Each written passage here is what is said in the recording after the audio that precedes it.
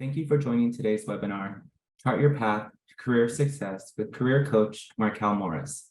My name is Joseph Blancas, and I serve as an Associate Director for Alumni Career Engagement at UCLA Alumni Affairs. In today's program, Markell will share a step-by-step process to help you design a career on your own terms. I wanted to take this opportunity to thank our Alumni Association sustaining donors.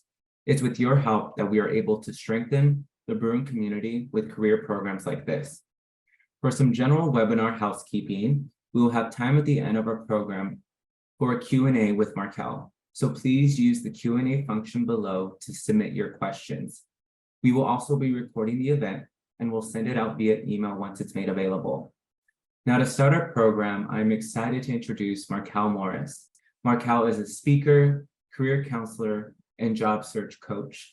Known for empowering her clients from a place of possibility and abundance, she has spent her award-winning career motivating and guiding people in search of direction and advancement.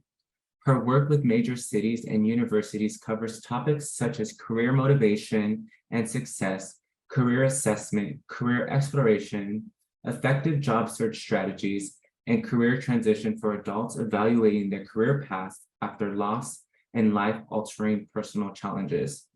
Markell received her master's degree in counseling from the University of San Diego and her bachelor's degree in sociology from UC Santa Barbara. She is a national certified counselor and among the first career counselors nationwide to become a distance-credentialed counselor. Markell, thank you for being here today with us. We're excited to have you. I'll pass the program off to you. Thank you so much. I'm going to go ahead and get my screen shared. All right, great. Thank you for inviting me to come and share my strategies for charting a career path to success. So as was mentioned, I'm a career coach and counselor, and I own the company Futures in Motion. And I started my company because I'm really passionate about helping people to find satisfying careers. And I help my clients to refine what their career goals are, figure out the best ways that they can combine their natural strengths and interests and experiences into a satisfying career and lifestyle. And I help my clients develop strategies and action plans so that they can actually achieve their goals. And the purpose for the webinar today is really to provide you with a framework and resources so that you can get started or stay motivated on your path to career success. And I encourage you to ask questions or make comments in the chat, and certainly to connect with me offline.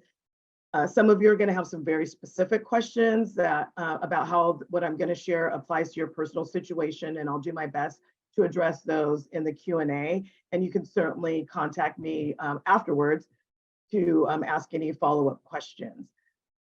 So a little bit about my career path. As I mentioned, I became a career counselor because I really wanted to help people find career direction. And part of it is because at the start of my career, I was really clueless about planning and managing my career. Everyone around me were in traditional jobs. The conventional wisdom at the time was you get a job, you collect a paycheck, and you do that until you retire. And whether you like it or not, it doesn't actually really matter.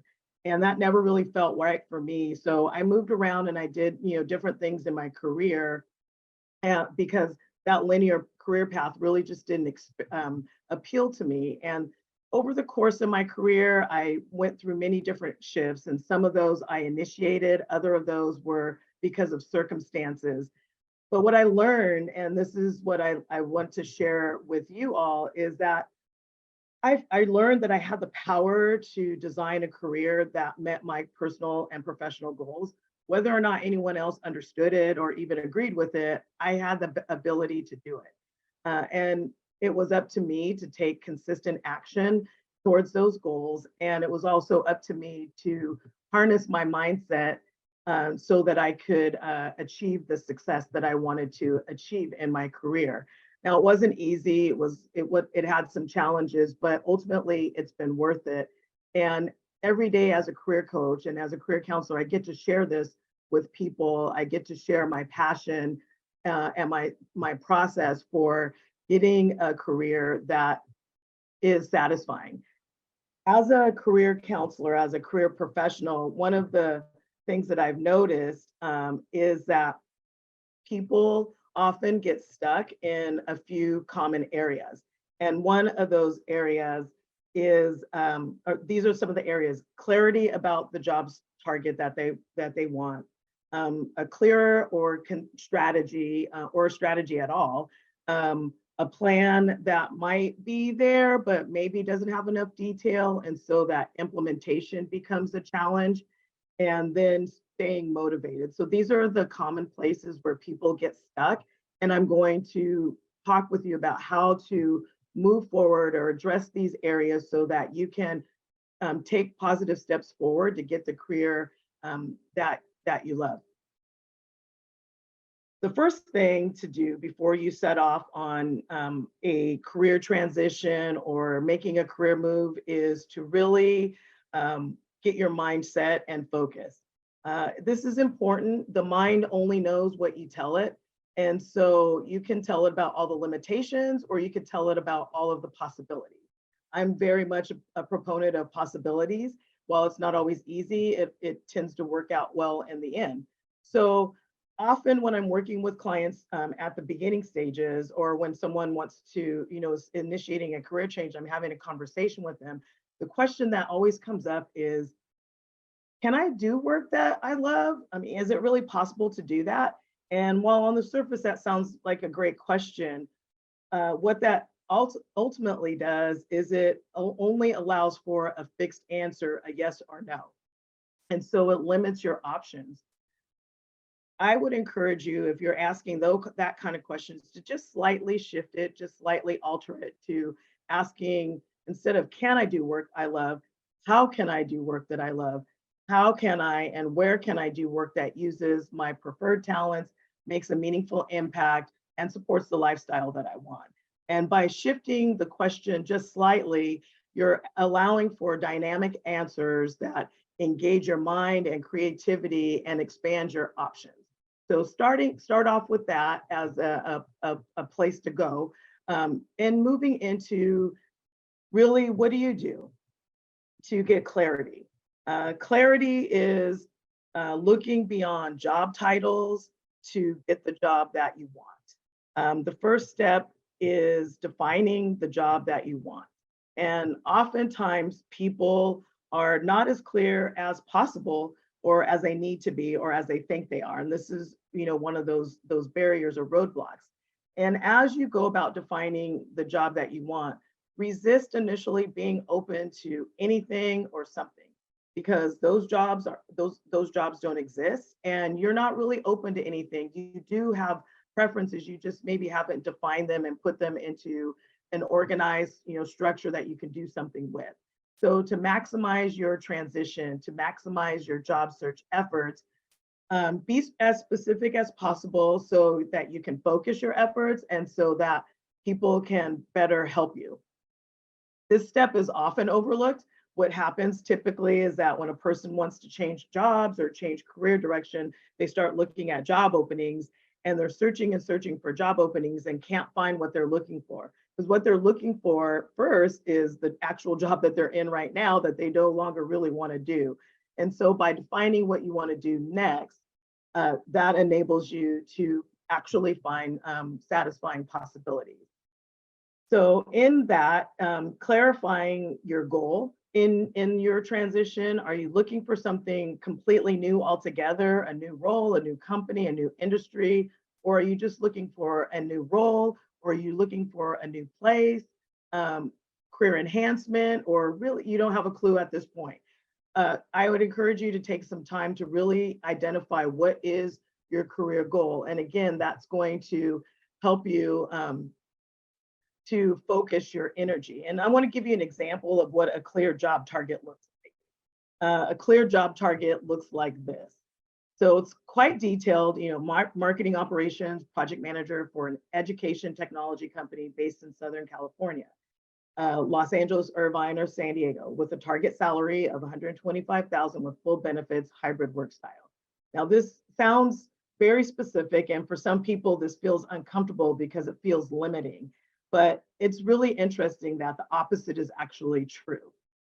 The more focused you are, the more confident you appear to those that you will encounter in your job search, and the better able you are to sort through other job opportunities. So if you can clearly articulate a specific job target, you'll get yourself actually into the flow of opportunity, because what people will then focus on is your professional confidence and less on maybe the specifics of what you can or cannot do, but it opens the door for you to have meaningful interactions, whether they're networking interactions, informational interviews, or even interviews, actual job interviews, where you come across as confident and competent and people want to work with you or provide you with opportunities. So that's the first part of this, of getting clarity. The other, then how do you get to this place? And that is where career insight comes into play. And career insight is what allows you to define your job target. It gives you a reliable way to sort through all of the options that are available to you, and it allows you to pinpoint those that are going to be most viable for you, those that are going to be most satisfying to you, because you've done the work of getting the personal insight to identify these possibilities. And so what that looks like are getting some insight into your personal preferences, is taking inventory. What do you know? What can you do? What are your natural strengths? What is important to you? What are your career values? How do you want to make an impact? And what are your preferences? One area that is sometimes overlooked when we talk about preferences is actual, where do you want to be located in your life? Where do you want to live? What kind of aesthetics are important to you? What kind of community do you want to be a part of? Because that's going to impact the opportunities that you find available.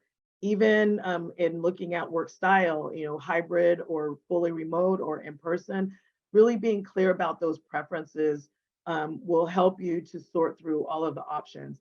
And then your interests are important, your career-related interests, and even what your personal interests or hobbies may be is important for you to be clear about, because sometimes we have hobbies and we think that because we're passionate about doing something that it should somehow be a part of our career and how we make a living, and that may not necessarily be the case, but we do want to have a work situation that allows us to fully pursue our outside interests. So all of these factors are really important to defining and getting clarity about your career target. So you understand better what motivates you in your career decisions. Is it status? Is it prestige? Is it lifestyle integration? Is it leadership competence? Whatever it may be for you. What's most important to you? How do you want to contribute? What do you want to gain from working? What would be a next step for you? And defining how you really want to use your skills, and not just the skills that you have, but the skills that you enjoy using the most, opportunities for advancement that are meaningful to you. And it allows you then to create and craft a vision, a picture of what the ideal would be. So going through this process. And so the tools that are available to you are quite abundant. You don't have to use them all. There are a lot of free resources that are online for career assessment, and some of them are very good and useful. But what you get from that is information. It's not real, they're not really designed on their own. Any career assessment is not really designed on its own to give you the one answer. What they're designed to do is to give you useful information that you can use in your career decision making, in your career planning and career development. And so where career counselors and career coaches can come in handy in this process is that they can help you apply the insight to your personal situation. A good career counselor or a good career coach gets to know about you, gets to know about your motivations, what your goals are in life and career, and they can help you then to look at this insight that you've gained and apply it to crafting your career vision, solidifying and crystallizing your career goals, and coming up with a workable career action plan. And I have also created some resources based off of my experience with my personal experience with my career shifts and experiences with my clients. And I've made it easy by packaging them into these guides. I have a career guide that walks you through the process and some other reflective journaling type resources that I've put together to help my clients. Another important area in gaining that personal insight is to take inventory of your accomplishments.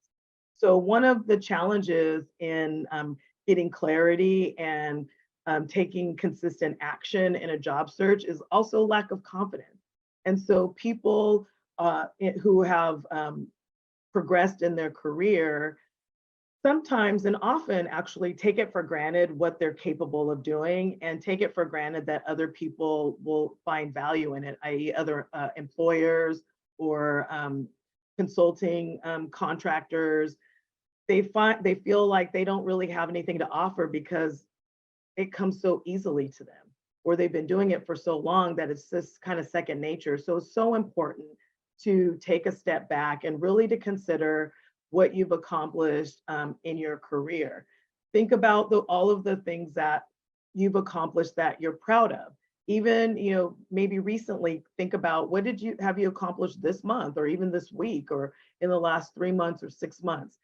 Some of the exercises that you might do and that I do with my clients is to generate accomplishment stories, maybe 3 stories of times when you professionally felt at your best or personally when you have felt at your best. And oftentimes in those stories, you have overcome some challenge in work, some kind of problem.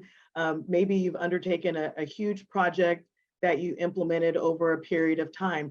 And what you'll discover by reviewing and looking at those accomplishments are personality traits that have really helped you, knowledge, skills, and abilities that you might have taken for granted, key collaborations that enabled you to do that. And so I encourage you to really think about those accomplishment stories. And I also encourage you to ask people for feedback. This is uncomfortable and my clients never want to do this, but once they do it, they're so happy that they did.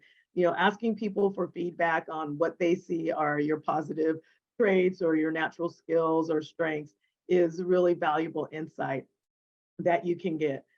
And I also encourage you to, if you're not doing this already, to create an accomplishments file. So anytime you get feedback, anytime you do something, you could just put it in that file. And so you have an ongoing tally of how wonderful you are. And something that I do actually is I have a weekly, goals and accomplishments tracking system. So every week I set micro goals for myself, and every week I tune into my accomplishments. So I have a running tally of that. And those are always based off of things that are important for me to achieve or to learn about. And so I encourage you to do that. This is going to boost your confidence.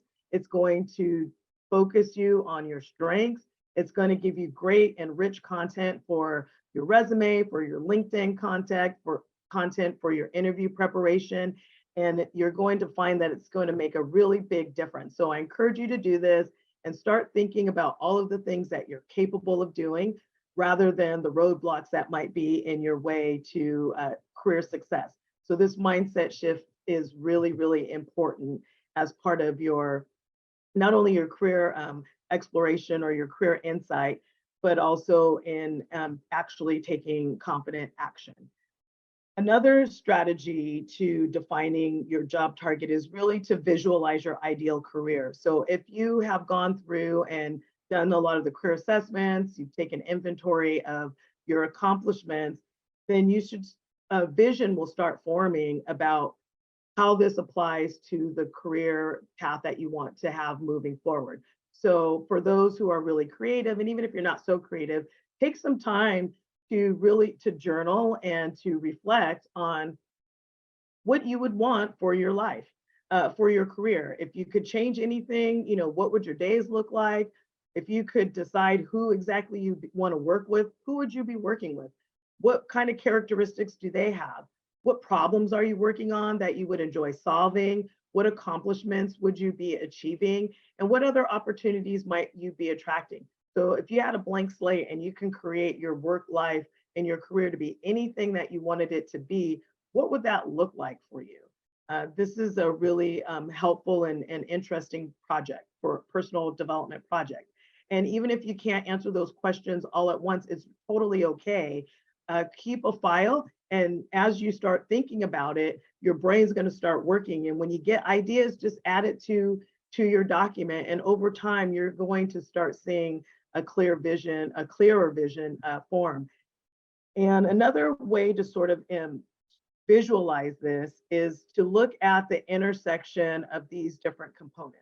So when you look at your interests and passions, when you look at your knowledge and skills, and you look at your personality and natural strengths, what are the options that are common among all of those dimensions? That's a really helpful and useful way to start seeing possibilities. So when you do this, ask yourself, what possibilities do I see? And write down anything you can think of that comes to the surface. By now, you will have done career assessments, so there will be some job ideas that will have emerged, and you're going to start seeing some common things come up in that. And this would be great to summarize this and ask your family and friends and colleagues what they see in the tea leaves. So when you look at, if someone were to have these interests and passions coupled with these knowledge and skills and these personality characteristics and natural strengths, what do you see are ways that they might be able to implement these into a career? What kinds of jobs, what kind of impact do you see someone like this making? And don't get hung up on having a lot of options. Initially, you don't need 20 options to get started. You don't need 50 options to get started. A solid 1 or 2 options is a good and useful and doable number to start with. Let your insight and curiosity explore your exploration with those 1 or 2 options, and your vision will start to become clear. You'll start to see a real solid path and roadmap forward for yourself. So once you have taken some time, and as you can see, this is not something that you do in a week or even in a month. This is something that you're going to do over a period of time, maybe a few weeks, a few months, to really dig in and get that insight. Then you have to do something with it. Then this is the bridge between, career ideas, career vision, and what really is going on and what the real tangible opportunities are for you. So this exploring your options will allow you to get concrete information about the career possibilities that you are considering right now. It gives you a reality check, and it can also give you some exposure to other options and hidden opportunities. All opportunities are not presented on the internet, in LinkedIn, in job listings. They're not all there. A lot of opportunities come through the back channel. And so by engaging in exploration, you can become more aware of those possibilities, but people also will become aware of you as a professional. So this will allow you to connect your skills and experience and preferences to new opportunities. And what you can do in getting that reality check is, again, go back to asking that question, how and where can I do work that I enjoy, that makes a meaningful impact, and that provides a satisfying lifestyle.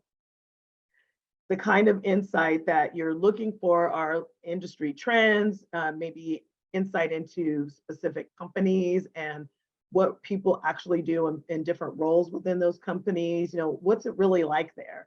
So sort of like pulling back the veil to see what it's really like. I think that that's very, very valuable insight. You can get advice on how to break in. So you can read a lot about how to break into a company. I'm sharing with you a lot of information today, but how do you really break in to a company, an industry, a new position? How do you get from here to in the door actually?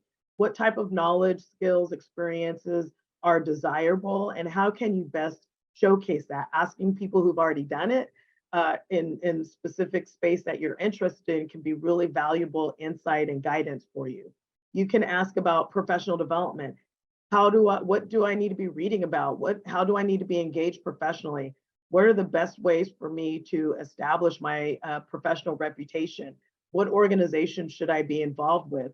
So you're getting a reality check is more than just, reading some articles online and learning about some of the specifics, data that's involved. That's important, but then you want to also supplement it with getting insight from actual people. And I want to share a recent experience with one of my clients. This person wants to stay in the organization, but wants to pivot into a different role. And so we've been going through the process of getting insight and reality checking. And this person was able to find people who had worked in the same department previously, who went on to other roles within the organization, totally different roles that they're happy and satisfied with. So went and did the informational interviews and was able to get real tangible insight and suggestions for how to navigate getting a new role at that specific organization. So it was really very instructive for the person. And not only that, the person now has 3 more people at the organization who know what her professional interests and capabilities are, who are going to be on the lookout for job opportunities and mentorship in that. So it can really be valuable for you to do so. A strategy with getting insight, though, is to leverage your affiliations. Start with the people that you already know and then work from there. Start with online resources like I've mentioned here. The ONET is great, the Career One Stop, My Next Move. Those are really fun and interesting resources. LinkedIn is basically a powerful database of career information. So if you're clear about your job target and you're clear about what matters most to you and the skills that you want to use, you can do many different types of keyword searches on Google, on LinkedIn, to find people who've done similar things to what you've done, where they've done it, what their career progress is. So you can really get some great information there. And then people, again, through informational interviews, finding mentors, coaches, asking family members, friends, and colleagues. So these are all great ways for you to fill that knowledge gap between what your vision is and what the reality is that you'd want to bring forward. And then at the end of this process, because you've done these steps, because you've taken the time to really clarify what it is that you want, and you've taken the time to really look at where you can do what you want to do, you're going to find that ultimately you're attracting better job opportunities, and you'll be much more confident and satisfied along the way. So finally, or almost to the end, I've given you a really good idea about how to define everything. So now you have to commit to a direction, and you have to put some steps together to craft a pathway forward. So you may still have some doubts, and that's okay, because it's still unknown. As much work as you do, there's still some unknown parts to this process. And this is where trusting the process, has to come into play. And I advise you to, break it down into smaller milestones, maybe into 3 months, 6 months, 1 year, 5-year milestones, because things can happen. And there are a lot of actions that you need to take along the way. And so having a very long plan it can feel a little bit overwhelming. So first, summarize everything, all of your insight into one place, revisit your goals and evaluate which options are going to work best for you, and then map out various scenarios to reach your goal. What steps do you need to take, and what resources are available to you? And there are some specific components that you want to include into your plan. People generally don't have as clear of a strategy and plan as they need for generating leads and understanding what it's going to take, so that they have the highest chance of getting the best referrals and interviews. And this is especially true if they're not clear. And that's why when a person, wants to initiate a job change, and they immediately jump to looking for jobs without having gone through the steps of getting the insight and getting clarity and doing the exploration and setting a plan, they become frustrated and overwhelmed. So like any other goal, you need a plan. And this is your job search action plan can be that tool that guides you forward. and be mindful of the desired outcomes that you're wanting to achieve and focus on optimizing your process to get there. Because there are a lot of steps in this, and there are a lot of unknowns, and there are going to be some roadblocks. Maybe it'll be a little bit slower than you want, but this is a good starting point, a good strategy for creating your action plan. So these are the core elements that should be a part of your action plan. And then a word on strategies that you might use in or job search methods. So it really is going to depend on where you're at in your job search and what you need. So if you really are clear at this point and you know what it is that you want, then you want to focus your energy on specifically on ways to get visibility and to showcase your relevant knowledge and expertise. And so relationship building is going to be important, contacting employers directly and really having a targeted personal branding approach through professional associations and your LinkedIn.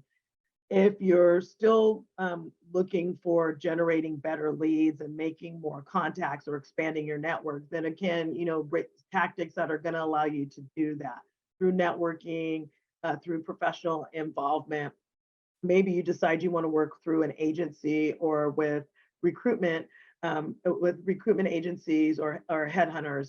That might be useful to you. And if you want to get more interviews, and again, being clear about your target and perhaps really leveraging your network and contacting employers directly is going to help you to generate more and better interviews. So those are all different things to consider as you're thinking about which method you're going to use. And follow-up is important, and tracking your efforts in your job search is also very important. And I'm a big fan of the 30, 60, 90-day plans to get you started in your job search. That helps you to keep it very, it helps you to, again, have those micro goals that help you stay motivated and encouraged. And so finally, a word on mindset and motivation. So one of the other barriers, or two of the other barriers, are consistency and staying motivated in the job search. And this is particularly true when a person is not focused, or we tend to underestimate how much time it's going to take to do all of these activities and to get the job that we want. The reality is that the job search can and generally does take longer than we expect that it will. There are a lot of unexpected factors. The job search is unpredictable. You're dealing with people and their own time frames and their own agendas. People may not respond quickly to you or at all. So there might be a part in this where you're waiting for people to respond before you make your next move. The selection process can stall, but it requires resilience, and it requires your ability to continue to take action consistently, even when you aren't seeing immediate results. And just keep in mind that even the most qualified candidates still need a bit of luck for their qualifications to intersect with opportunities. So it is part of the process where you're going to need to be a little bit resilient. And some suggestions that I have for that are to really lean into your community. I can't underscore how important having a supportive community of people, whether they're other job seekers, colleagues, friends, family, people who are just on your side, in your corner, who can encourage you, who can, build you up, who can give you access to opportunities, who can make recommendations. It's so important to have that community. Taking care of yourself, whether it's walking, taking care of your health and your mental and physical well-being is important. Setting micro goals and taking baby steps. Break it down. You don't have to do everything all at once. Just take one step at a time. Reframing and refocusing. We can be our own worst critics in this process. So in order for us to stay motivated, we want to curate positivity around us. And so oftentimes we have to stop what we're thinking and reframe and affirm that we are capable, we are professionals, we have a track record of success, and we can find opportunities that are going to be a fit. Journaling is really important, not only about just what you're experiencing, it's an outlet, but it's also a way to do creative problem solving. And of course, working with a career coach can help you to stay accountable and motivated in the process. So I've given you a high level outline of how you can chart your path to career success and work through some of the common barriers of getting focus and getting clarity, having a sound strategy, having a good plan that you execute consistently and staying motivated. So those are the steps that are there. And I would like to now pause and for any questions that you might have. Great. Thank you so much, Markell. At this point, we're going to transition over to our Q&A with Markell. So if you have any, please feel free to throw them into the Q&A function. We will also be throwing into the chat our program feedback survey. If you could take a few minutes to complete this while we transition to our Q&A, that would be great. The information you provide will help us determine future professional development programs from our Career Coaches Network. And it would be really beneficial for us. But as we transition to Q&A, Markell, I see we already have one queued up here. I see a couple questions. Another one just came through, so I can I'll address those and then see what else comes through. So someone asked how to have a fulfilling career in a field where it's not up to par with desired salary and are wanting more. That can be a challenge, and maybe you can ask, give a little bit more clarity in your question there. Okay, so that can be really tricky. And so I think it really goes back to having clarity about what your career goals and aspirations are and what really you need to be satisfied and happy, not just in your career, but in your life. And for some people, it could be one job provides everything for them, but for many people, it just doesn't. And so if you're clear about your budget and your lifestyle and the kind of job that you want, then again, how can I, and I love that you asked, how can I have a fulfilling career in a field? And right there, you're opening yourself up for creative problem solving. So prioritizing what's most important to you, getting as clear and concrete as possible on what those factors are. And when it comes to salary and finances, I do encourage my clients to, budget, get on a budget and really see what exactly it is that they need to live at the minimum. Okay, and then what is it that they want? And then what is their like big ego money? Like if I made this, then I'm like the best. And so having at least like those three, financial milestones helps people to sort of calibrate to what's realistic and possible. And for some people too, the job is the job, but it allows them to do other things outside of work that might be satisfying and also can generate income for them, additional income for them. So we live in a different kind of work society where not everybody makes their entire living with one job. A lot of people have multiple gigs, if you will, or a portfolio career, which is actually the career path that I've followed for the majority of my career. Is I have different, streams of revenue coming in from different activities that use different parts of who I am and different skill sets. Great, thank you. Thank you for that answer, Markell. Our next individual asked, why is getting a job so competitive? Why do I have to prove how amazing I am? Why does this experience make me feel so invaluable? So I think just that negative self-talk that could happen during this process. Yes, it can. That can be really challenging because it's so uncomfortable for most of us to present our qualifications, and we want our work to just speak for itself. But the reality is that sometimes often our work does speak for itself, but it may be saying something different from what we want. You know what I mean? And maybe many of you can relate to this.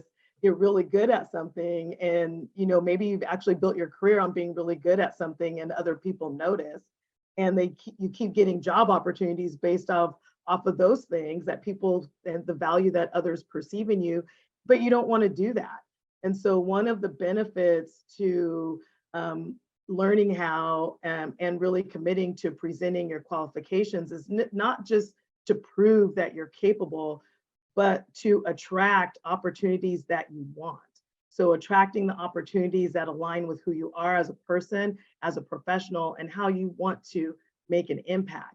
So by going through this process, you enable yourself to showcase how wonderful you are, but in a way that aligns with what matters most to you. Other people can't do that for you. They can't see it in just your work.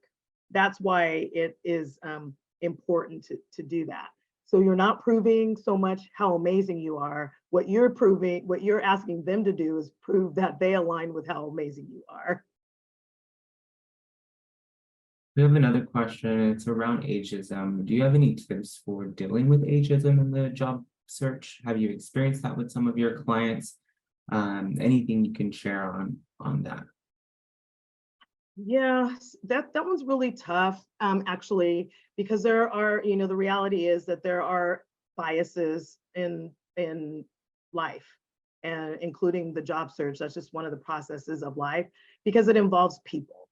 So people are always making judgments and assumptions about us based off of the factors that they see.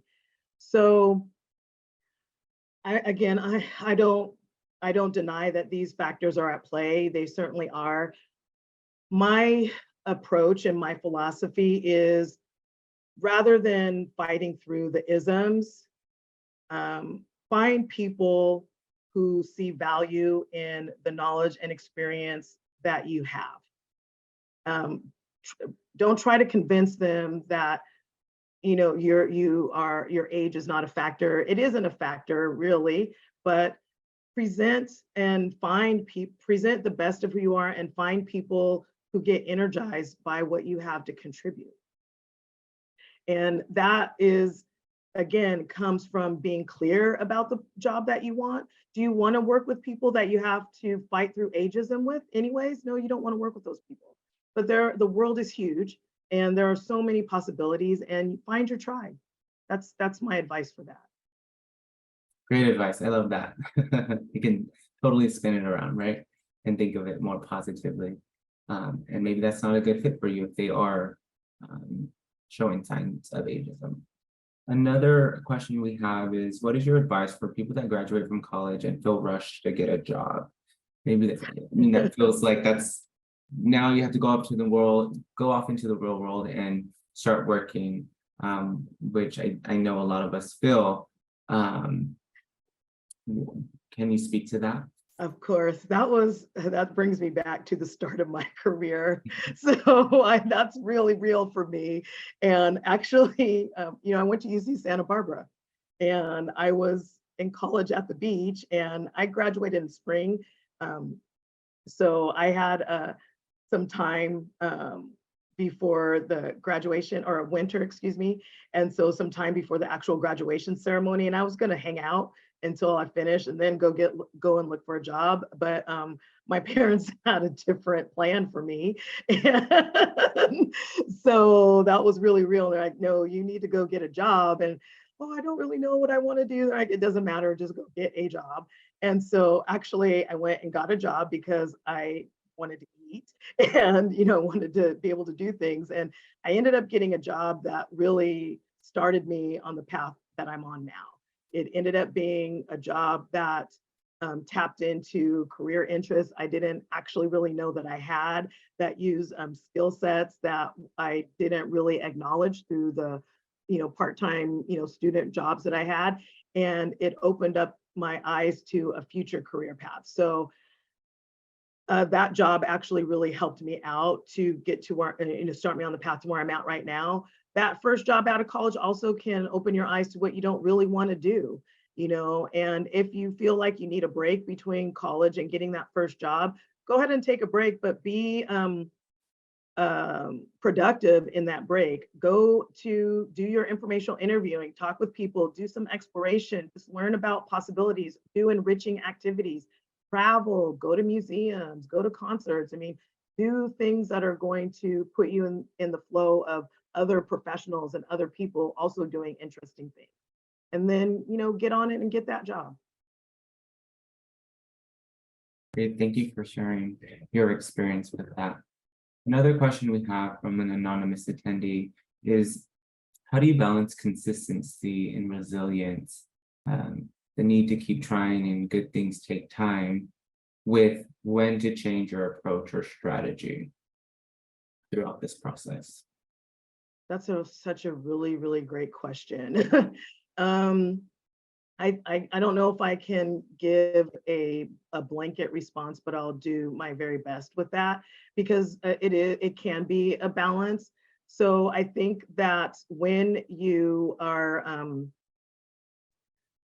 your strategy and you're consistently implementing your strategy and you're just not seeing the results, that might be the time to get feedback from others, whether it's a career coach or other professionals, to see if there are any gaps in your strategy. And then I wrote an article that might be helpful in looking at bridge opportunities. So sometimes your approach can or the goal that you have could be like very far off, like maybe too far off for that to be realistic. So if you go back and you go and revisit your goals, and you, especially applying the SMART goals, and you say, okay, well, maybe I really don't have the actual kind of time that I need to really do this consistently, then you can make some adjustments to the time frame within your plan. Consistency often becomes a challenge when we're trying to do too much within a too short of a time frame. That's where I see it, kind of comes up. And so maybe make some adjustments in your time. And if you want to follow up with me, I'm happy to, talk with you for 10 minutes or so to give you some insight into your personal approach and strategy. Thank you for that. There's another question around kind of a long-term goal for entrepreneurs where they want to go where they want to go, or their end goal is such a long timeline. Do you have any tips to breaking it into smaller pieces while keeping the vision alive and staying motivated, knowing that they have such a long way to go to get there to where they want to be? Yes, and this is, of course, something I can speak on as well. So at the start of my career, I wanted to have a business. I wanted to be an entrepreneur and start my own career management company, which I ultimately did. And so what I did was I had my plan, I had my business plan, I had my ideal clients, what service, everything. I had it all mapped out. I did my competitive analysis. I had my budget, everything. And I had it in a little yellow folder. And I kept that yellow folder with me for years until I did it. And I also, I did reality check. I'm kind of this person. Everything I shared with you, I've done for myself several times throughout the course of my career. And what I did was I studied successful entrepreneurs, and there were some things that I noticed that I lacked. So as a career counselor in higher ed, I didn't have any kind of sales, marketing, or promotions experience. I had no idea how to actually present what I am capable of doing, my product. And so what I did was I tried to figure out, well, how can I fill that gap? And then I'm like, how can I fill this gap and get paid to do it? And so I found another job that actually paid me to learn how to sell consulting services. So I got that job, and that helped me. Then it also put me in the flow of the kinds of clients that I would want to work with. I got to know a lot about their characteristics, and then I was able to leverage that into executive career coaching, and then ultimately I was able to start my business.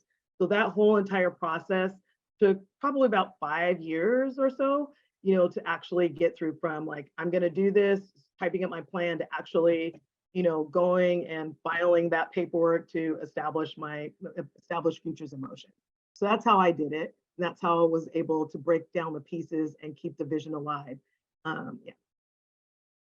Great, thank you. Another question that we have, and I feel like we get pretty often, how do, especially coming out of, the pandemic, how do you navigate a job hunt with a couple years of not working on a resume?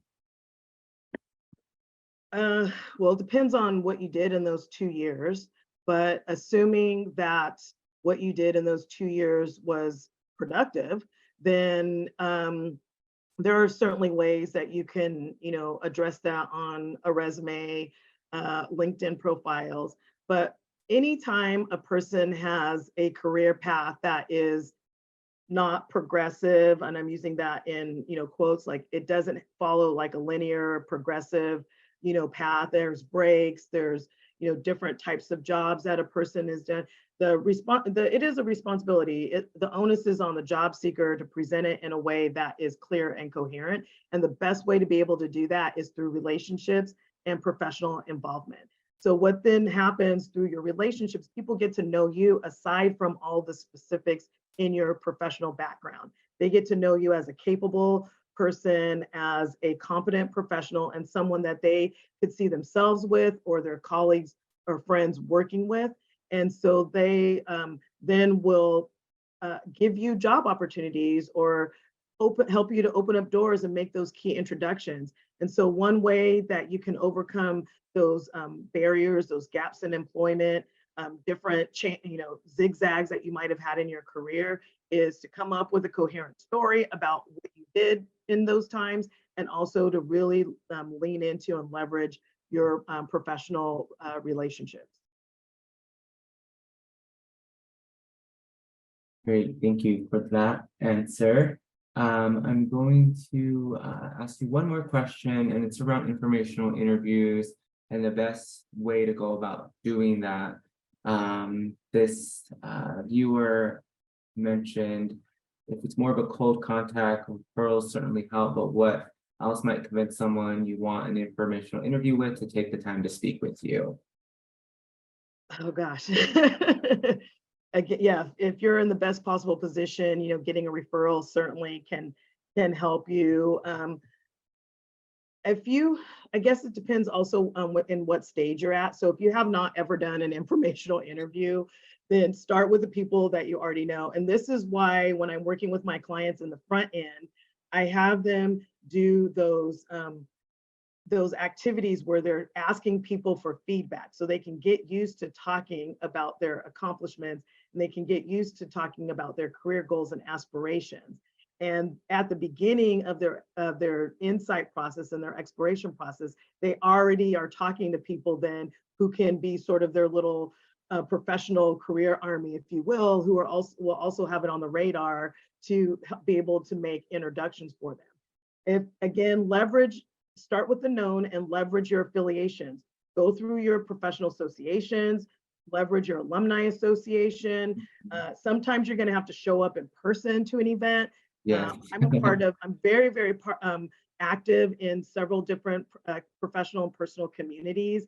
And so I've been on the board of directors, and I advise people, people who are on the board of directors love their profession and they like to talk about it. So go to those professional associations, look and see who are on the board of directors, reach out to those people because those people are more likely to respond, and those people are more likely to be available.